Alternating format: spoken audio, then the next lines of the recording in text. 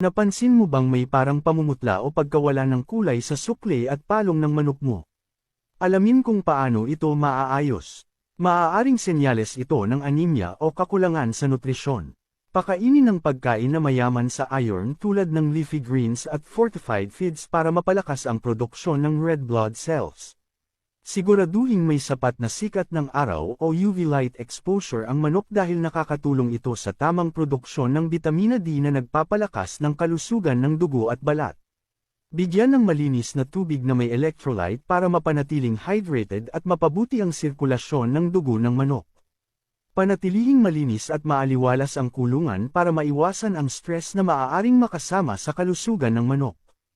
Kung patuloy pa rin ang pamumutla o pagkawala ng kulay sa sukle at palong, kumonsulta sa eksperto para sa tamang diagnosis at lunas.